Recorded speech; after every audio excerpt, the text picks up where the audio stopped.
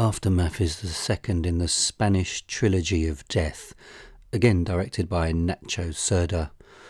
The most extreme short film out of all three, and possibly the most extreme horrific short film that has ever been made to date.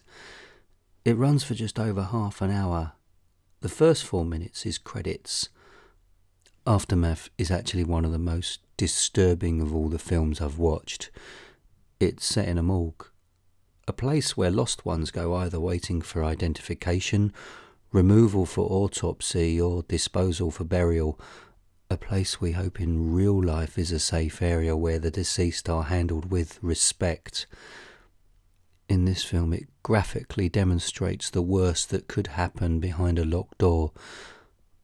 It makes you wonder about horrific acts that can, probably have, and do happen to corpses if the mentally ill, ones that have slipped through the net, are managing the dead within the morgue's isolated environment. The film is incredibly barren, with shots of the morgue's steel wash basins, steel taps, autopsy cutting tools and metal slab drain channels. It's suffocating because the setting remains within the morgue throughout. The environment is cold, and so is the soul of this work.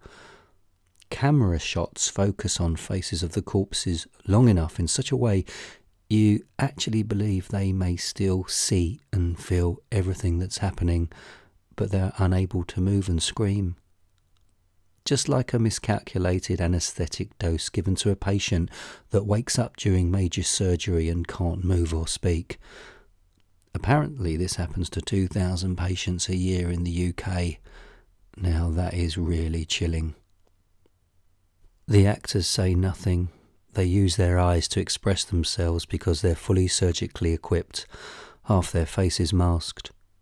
The film is so well executed in its presentation that I cannot get my head around how such a controversial story managed to be made real on film.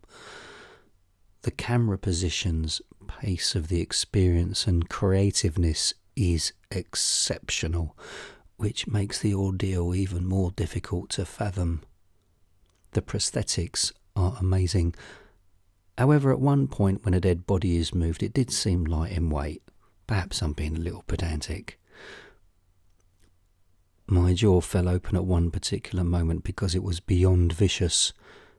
If a word was appropriate to describe this work, it would be a word that is overused so much that it does not carry the gravitas that it deserves, and that word is disgusting. You will feel guilty and probably numb after this experience. I understand the trilogy is about death, and the other two stories, The Awakening and Genesis, focus on aspects of death that are imaginative. Aftermath is the odd one out of the three because it's literally so bloody gory and insane. The mix of an awesome production, stunning imagery and classical music gives this film an art house, alternative experimental feel and look.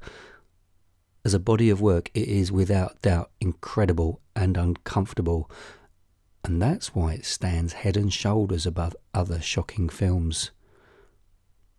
You will no doubt have other films you have seen that are terrifying, but after watching Aftermath, it will take pole position. If there was a horror endurance test existing to measure an individual's limit before they pass out or vomit, then this is it. Aftermath covers such a disturbing subject that's so offensive. You really need to ask yourself this question: do you really want to go down that rabbit hole?